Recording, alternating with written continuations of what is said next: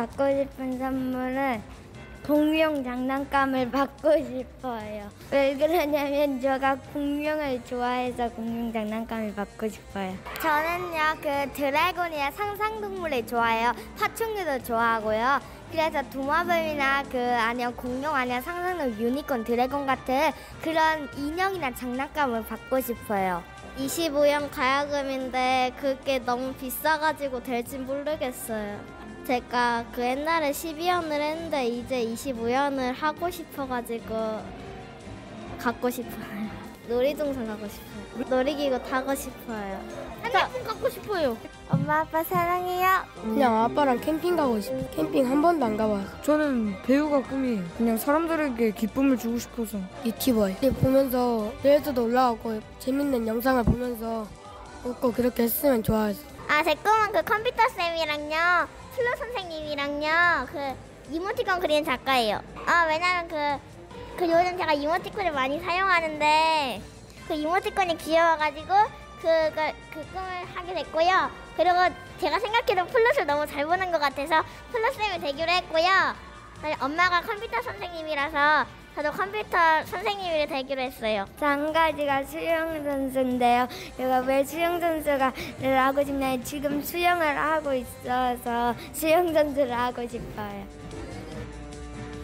네, 안녕하십니까. 페트롤 전북의 함윤호입니다. 어린이날을 앞두고 우리 아이들의 목소리를 들으셨는데요. 저마다 받고 싶은 선물 또 하고 싶은 일, 앞으로의 꿈 등 재기발랄하고 유쾌한 목소리였습니다. 모처럼 우리 아이들 목소리 들으니 덩달아 힘도 나고요. 희망도 생깁니다. 동요 중에 피노키오라는 곡이 있죠. 아빠의 꿈속에 나타나서 먹고 싶은 것, 놀고 싶은 놀이 모두 할 수 있게 해달라고 피노키오에게 말해달라고 하는 가사인데요. 학교 공부에 또 학원 공부에 치이면서 하루하루 살아가는 우리 아이들이 진짜 행복을 찾게 하려면 지금 우리는 어떤 노력을 더 해야 하는 것일까요? 라는 생각을 하게 됩니다. 아이들이 행복하면 당연히 어른들도 행복하겠죠. 어린이가 살기 좋은 사회가 되기를 바라보면서 5월 4일 목요일 페트롤 전북 시작합니다. 네, 페트롤 전북은 유튜브를 통해 실시간 생중계해드리고 있습니다. 다시 보기도 가능하죠. 많은 의견과 제보도 해주시길 바라겠습니다. 목요일 아침은 우리 지역 언론 보도를 모니터 분석해보는 페트롤 전북 JG 전북 언론 돋보기 시간으로 함께합니다. 오늘도 두 분 오셨습니다. 먼저 전북 민주언론 시민연합의 손주호 사무처장님 어서 오십시오. 네, 안녕하세요. 예, 그리고 전북의 소리의 박주현 대표님 어서 오십시오. 네, 안녕하세요. 자, 어린이날 목소리 전에 들었는데 귀엽고 또 어린날도 생각을 해봤습니다만 우리 어른들은 지금 어떻게 살고 있나, 이 언론 돋보기 오늘 좋은 얘기를 좀 해야 되는데 그렇지는 않을 것 같습니다.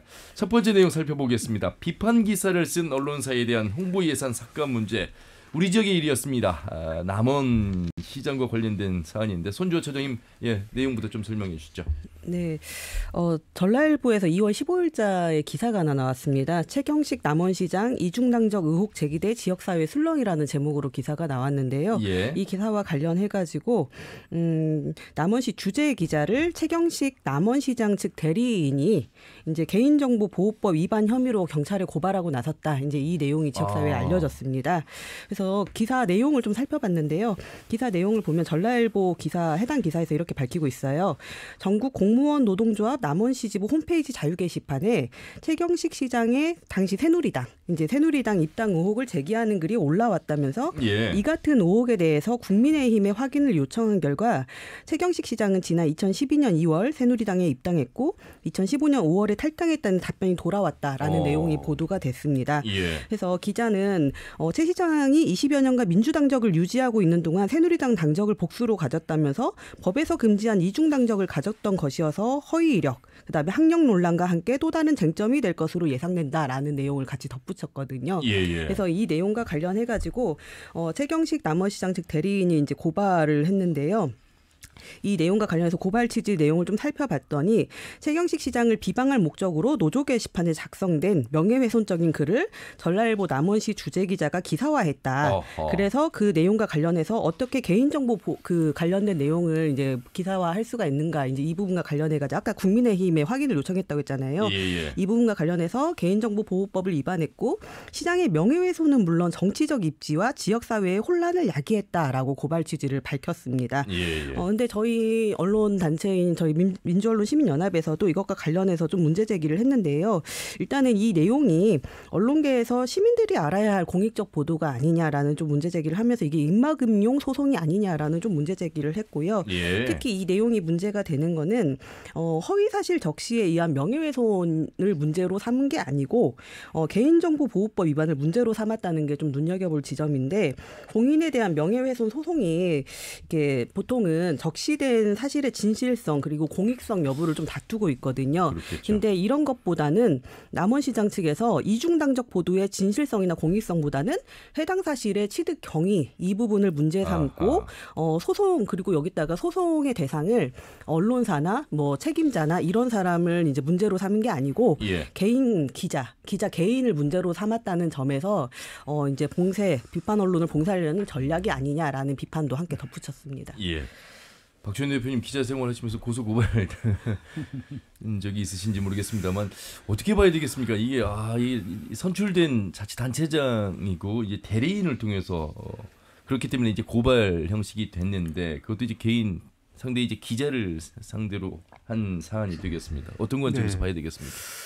뭐 상당히 이례적이면 이례적인 일이지만은 이제 지역에서 자주 일어날 수 있는 일인데 저는 크게 두 가지 관점에서 이걸 바라보고 싶어요. 예. 지금 앞서도 많은 설명을 했습니다만은 지금 노조 게시판에 게시된 이중 당적에 관한 글을 해당 기자가 보도를 했다고 그래서 개인정보보호법으로 고소 소송을 했다라고 하는 건 굉장히 자치단체장으로서 앞서도 얘기했습니다마는 공익적인 시민들에 대한 알 권리 차원에서 언론이 당연히 보도해야 할 내용을 예. 소송으로 이어지게 했다라고 하는 것은 지나친 개인적인 감정이 앞서지 않았나.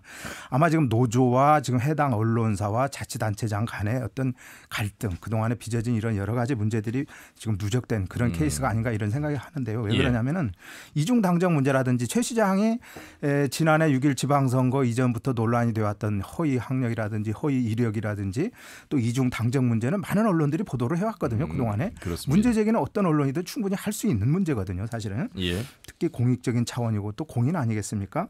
그런 차원에서 지금 해당 언론사를 이제 소송으로 제기하고 또 더 큰 문제는 홍보 예산으로 언론 길들이기라는 자치단체 문제가 있다라고 앞서서 우리 손 차장께서도 지적을 했습니다마는 지금 개인 예산이 아니고 지금 혈세인 예산을 가지고 해당 언론사의 홍보 예산을 집행하지 않겠다라고 하는 것은 지나친 감정적인 내용뿐만 아니라 언론의 재갈 물리기라고 하는 차원에서 비판받아 마땅한 뭐 그런 내용이 되겠습니다마는 예. 지금 또 다른 하나는 해당 언론사의 어떤 이중적인 태도예요.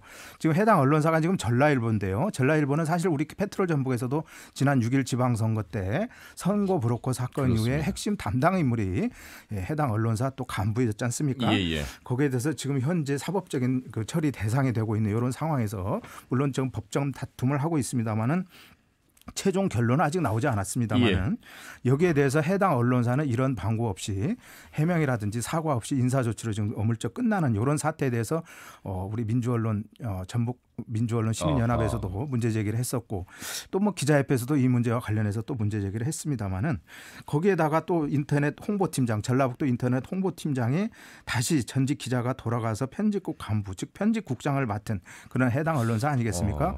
이와 관련해서 또 폴리널리스트 비난이 거셌지만 여기와 관련해서 뭐 침묵했던 그런 신문사라는 점에서 이번 사태가 과연 어떻게 결론이 이제 이렇게 될지는 주목이 됩니다만은 자칫 지나치게 해당 언론사의 주의 어떤 침소 봉대식 해석 아니냐 뭐 이런 따가운 지적을 받는 이유입니다. 단순한 사건은 아닙니다. 말씀을 들어보니까 그렇습니다. 크게 전체적으로 좀 살펴봐야 될 대목인데 일단 남원시의 입장은 어떻게 좀 나오고 있을까요? 네, 이제 남원시에서는 해당 기자가 속한 이제 언론 이제 비판을 받고 있는 거잖아요. 이제 홍보 예산을 중지하면서 취재 활동을 제약했다라는 이제 비판을 받고 있는 건데 저희가 이제 남원시 관계자한테 전화를 통해 가지고 이제 물어보기도 했고 여러 가지 언론 보도가 나오긴 했는데 홍보 예산의 집행 기준을 새롭게 정비하는 과정에서 벌어진 일이라고 이렇게 해명을 했습니다. 근데 저희가 이제 이야기를 해명을 들어봤을 때 객관적인 기준을 제시를 해야 되거든요. 그러니까 보통은 익산시 같은 경우는 운용 제한, 홍보비 운용 제한과 관련해서 이런 식으로 이제 기준을 세우고 있는데 언론중재위원회 관련해서 조정 성립 또는 직권 조정 결정을 통해서 정정 보도 또는 손해배상의 경우 이런 경우에 1년 아니면 2년 이런 식으로 차등을 둬서 집행을 하고요. 예. 또는 벌금 이상의 형이 확정된 경우 정정 보도 및 손해배상이 최근 1년 이내에 뭐 몇 회 이상을 초과하는 경우 아니면 언론사 및 취재 기자가 취재 보도와 관련해서 공갈, 뭐 금품 수수, 명예훼손 등으로 벌금 이상 형이 확정된 경우 이런 식으로 객관적인 기준을 두고 그 기준에 맞춰서 차등적인 지원을 하고 있습니다. 예. 근데 남원시 같은 경우는 그러면 이거를 언론중재 뭐 위반 건수라든지 뭐 고소고발로 인한 언론사 패소라든지 이런 객관적인 기준을 위해서 홍보비를 제한했다라고 얘기를 하는 게 아니고 비판적인 기사 이런 부분들에 대해서 남원시가 홍보비를 집행해야 될 이유가 있느냐라는 이제 발언을 했거든요. 예. 이런 것과 관련해서 볼 때 적절한 설명을 내놓지 못하고 있다는 점에서 공적 예산이라는 부분에 대한 인식 이런 부분들이 좀 부재한 게 아니냐라는 이제 비판을 같이 했었던 거죠. 예.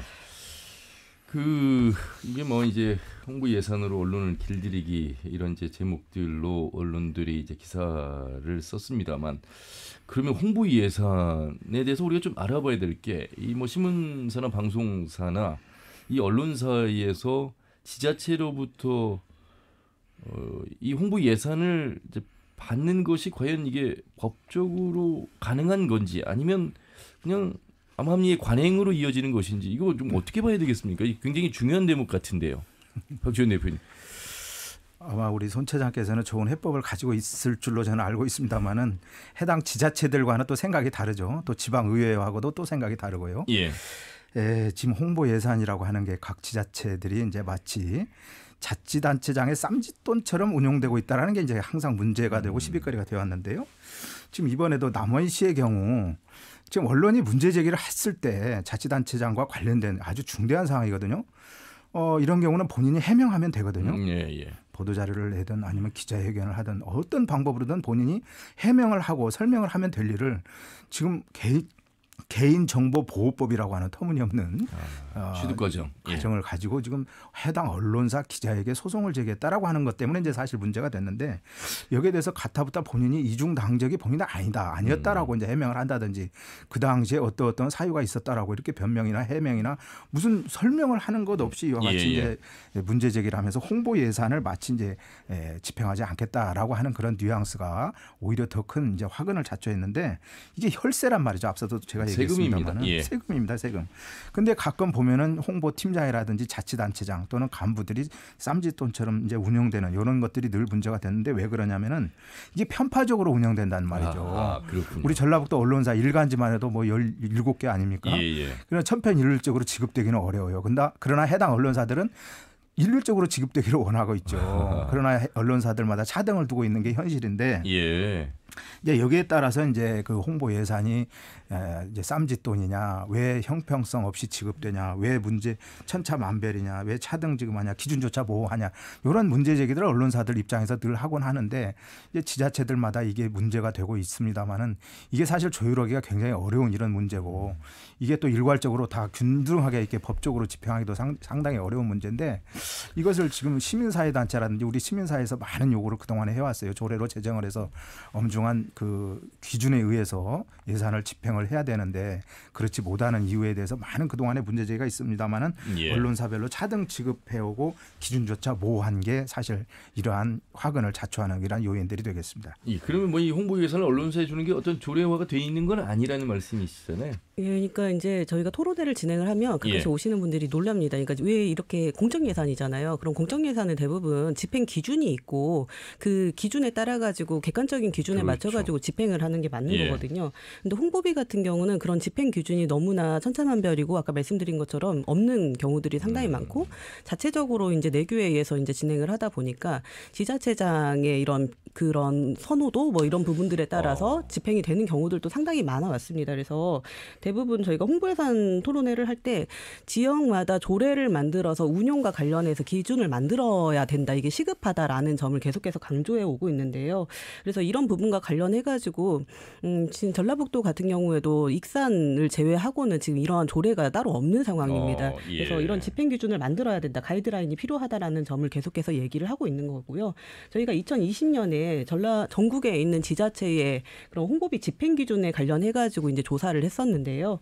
그 당시에 남원도 집행 기준과 관련해서 아주 간단하지만 이제 여러 가지 그래도 지급 기준들을 얘기를 했었습니다. 당시에 뭐 ABC 신문사 구독 그런 상황에 따라 가지고 뭐 4등 지원을 한다든지 뭐 예산 규모라든지 뭐 신문사 뭐 연차라든지 이런 여러 가지 기준들이 있는데 당시에 광고 제한과 관련해 가지고 기준을 이제 저희한테 어떻게 보여줬었냐면은 사실 왜곡, 허위, 과장, 편파 보도로 시정의 무리를 야기하거나 언론 중재위에서 조정 성립 또는 직권 조정 결정을 통해서 정정 보도 또는 손해배상이 있는 언론 매체라고 얘기를 해가지고 아까 말씀드린 것처럼 이러한 기준을 제시를 하고 있었는데 이번에 무리가 논란이 있었던 그 홍보비 예산 집행 그 운용 제한을 했던 내용들을 보면은 이러한 내용들에 부합하지 않는 부분들이 있어서 자기들의 자체적인 내규에 의한 부분도 지키지 못하고 있는 게 아닌가라는 좀 이런 의혹 같은 걸 사고 있는 거죠. 예.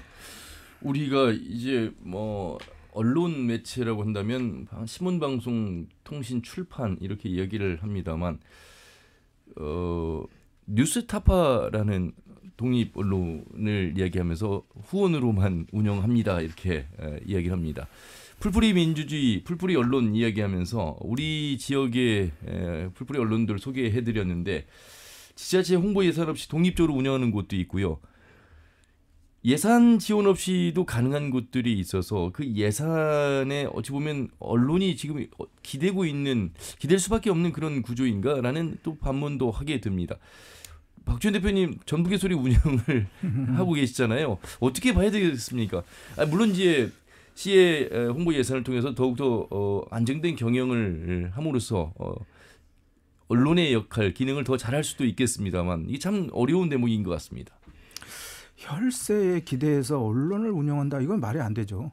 독립적인 언론이 될 수가 없는 것이죠. 이 언론이 특히 신문은 개인 회사예요. 물론 이제 방송은 희귀성, 그 어떤 전파의 희귀성 때문에 공공재이기 때문에 이제 뭐 국가에서 많은 지원도 하고 또 뭐 정부로부터 지원도 받고 하는 그런 이제 뭐 언론 기관이겠습니다만은 우리가 이제 신문사들 보면 일간지의 경우는 사실은 이 개인 회사거든요. 근데 이 우리 지역에 보면 일간지들은 마치 우리 전라북도 14개 시군과 시의회 또는 지방의회로부터 당연히 어떤 홍보 예산을 일정 기간에 받아야 내야 된다라고 하는 어떤 의무조항처럼 이렇게 생각하고 있는 게 저는 큰 문제라고 생각하거든요. 이게 이제 관에 기댄 악어와 악어새 관계를 탈피할 수 없는 그런 구조적인 관계다. 우리가 많은 지적을 했습니다마는 지자체에서 배정해서 언론사에 줄 하등의 의무가 없어요. 언론사들은 언론사 자생적으로 언론사들이 언론을 운영해야지. 우리 진행자께서 얘기했습니다만 풀뿌리 언론들은 말 그대로 자생적으로 풀뿌리 언론들은 이 관에 그렇게 기대지 않고 자생적으로 이렇게 독립적으로 운영하다 보니까 어떤 일들이 생기냐면은 이제 지역신문 발전기금법에 의해서 경쟁에 의해서 전국의 많은 언론사들을 상대로 경쟁을 하는 데서 채택이 돼서 지원을 받는 게 바로 이제 지역신문 발전기금법인데. 그렇죠. 우리 전라북도에도 풀뿌리 언론사들 중에 그런 곳들이 많이 있어요.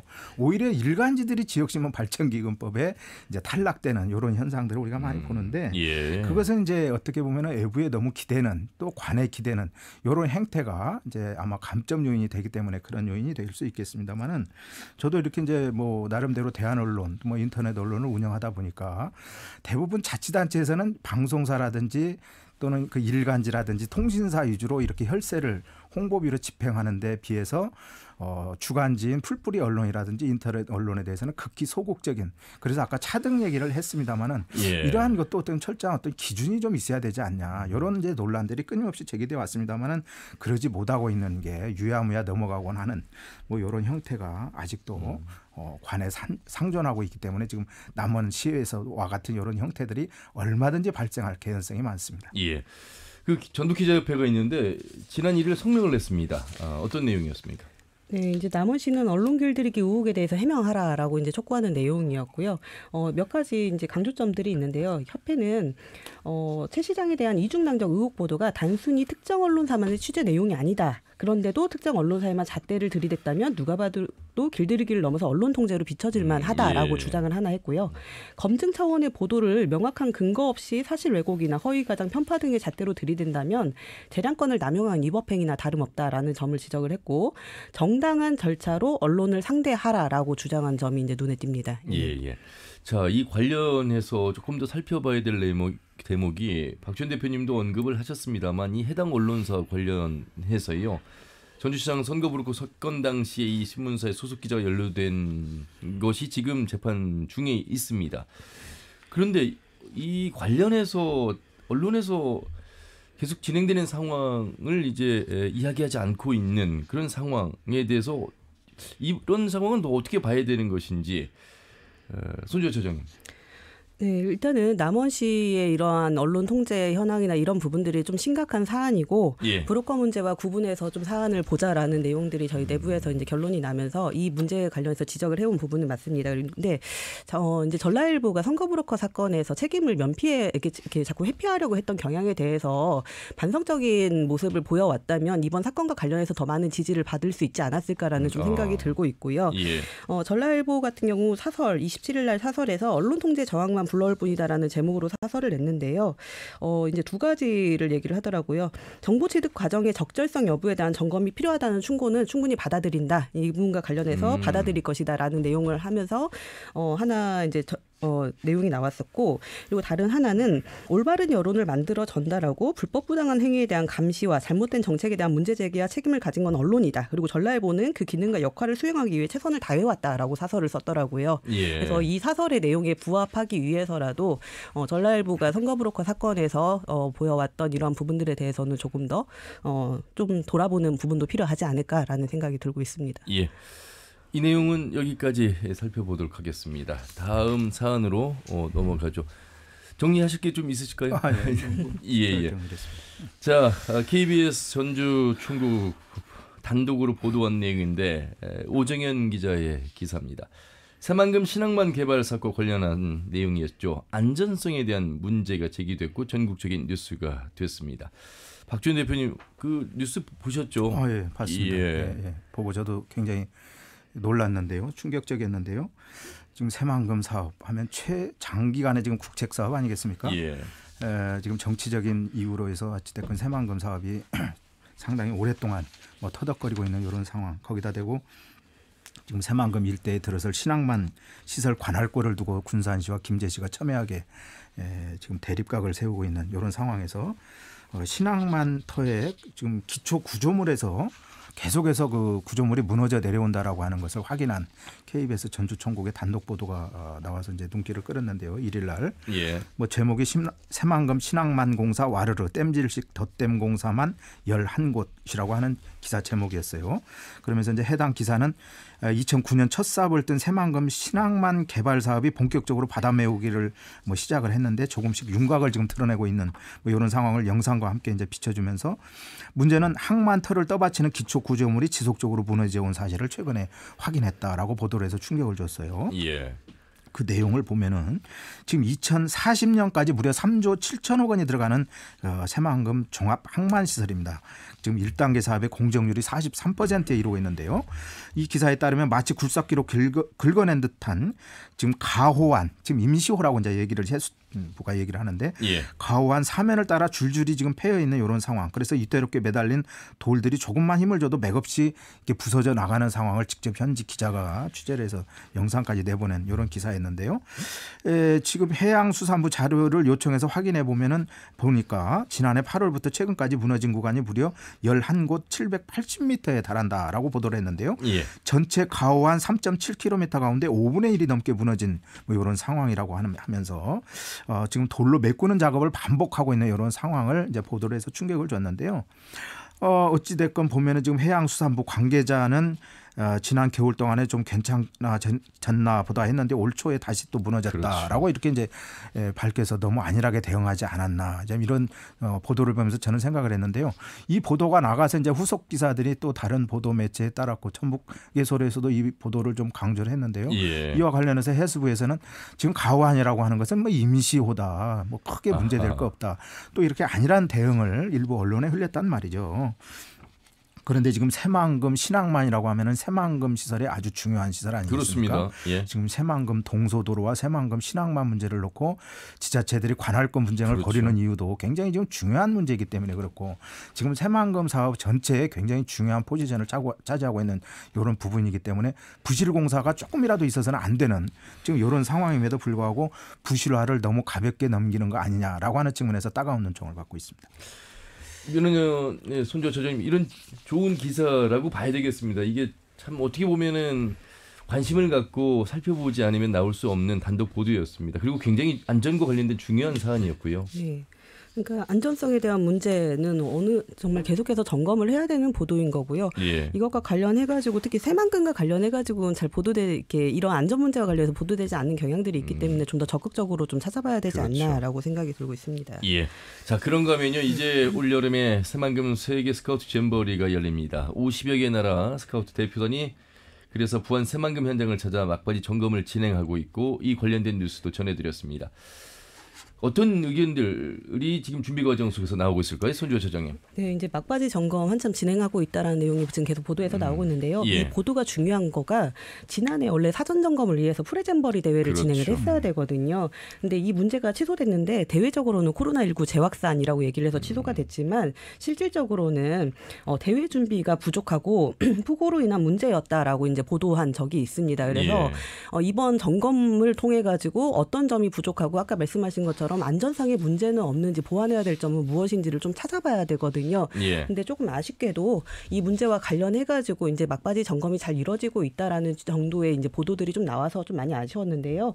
근데 27일 날 이제 이 최근에 이제 보도가 나왔던 부분들을 보면은 바닷모래를 퍼올려서 이제 겨우 모양만 갖춘 대회 부지 텐트를 세우기에 너무 약한 집안이 가장 큰 문제다라고 해외 대표단이 이제 와가지고 했던 말이 그렇죠. 인터뷰에서 나왔습니다.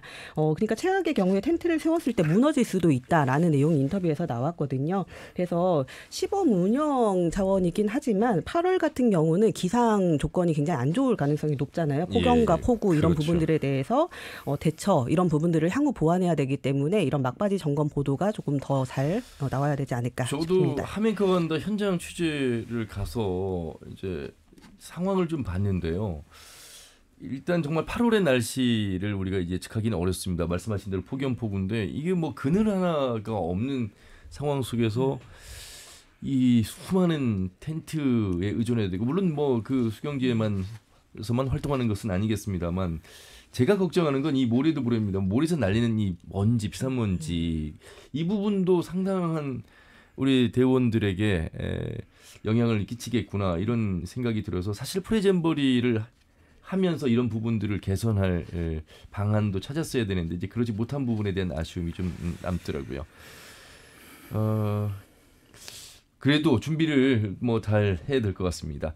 아울러서 말이죠. 새만금과 연관되는 또 다른 사안. 최근에 김관영 전북도지사가 새만금 개발청에 관한 의견을 냈는데 새만금 개발 주도권을 놓고 벌이는 신경전이 벌어졌습니다.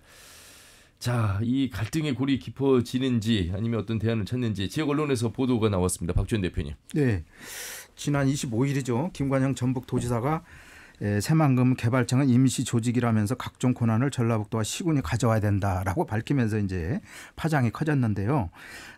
이러한 내용이 지역 일간지 또 방송사들이 25일, 26일 이틀간 대서특필한 뭐 이런 내용을 이제 우리 도민들이 많이 봤을 텐데요. 제목들을 보면 전라북도 새만금 개발청 갈등골 깊어지나 또는 전라북도 새만금 개발청 불협화음, 도지사 새만금청은 임시 조직 권한 가져와야, 끝내 터진 김관영 도지사 새만금 개발청 해체 시사 발언 뭐 이런 그 제목까지 상당히 강도 높은 이런 뭐 해체 수준의 이제 발언까지 했다라고 이제 기사화가 됐는데요. 이날 그 지역 언론들은 특히 김 지사가 한 발언 중에 특별자치도 시행을 1년을 앞두고 새만금 개발청에 새만금 개발을 위한 동력을 마련하기 위해 중심적인 역할을 하고 있지만 본격적인 부지 사용 단계부터는 전라북도가 주도적인 역할을 해야 된다라고 하는 게 이제 핵심이에요. 사실 그러는데 이제 여기에 또 정운천 국민의힘 국회의원이 자리를 함께하면서 맞장구를 쳐줬어요. 역시 새만금 개발이 어느 정도 완료되면 새만금 관련 권한을 이양하는 것이 맞다라고 이렇게 또 밝혔는데요. 이러한 배경이 이제 이날 전라북도 이제 특별자치도법 관련과 해서 이제 기자회견이 열려서 이러한 발언이 이제 확대된 이런 내용이 되겠는데요.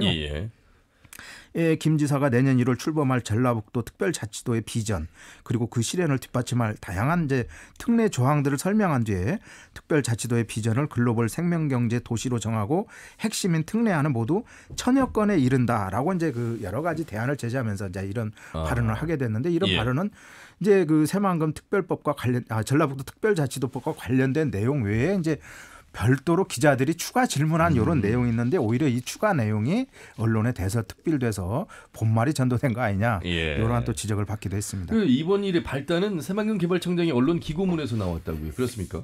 네, 제가 찾아봤는데요. 이제 4월 12일 날 그 새만금 개발청장이 아주경제라는 매체에 축구에만 빌드업이 있나요라는 제목으로 기고를 하셨더라고요. 근데 이 내용을 살펴보면 이제 두 가지를 좀 눈에 띄는 점이 있는데 하나는 장차관 관련 부처 장차관이 아니고 주무관부터 공적 사적인 신뢰관계가 설정이 이제 있어야 된다라는 내용을 하면서 지자체에서 중앙부처와 업무를 할 때 지자체 실무진은 최고위층끼리의 면담을 주선하고 모든 책임을 다했다고 하는 관습이 있다. 이건 빌드업이 아니다. 과거 뻥축구다라고 이제 기고문을 작성을 하셨더라고요.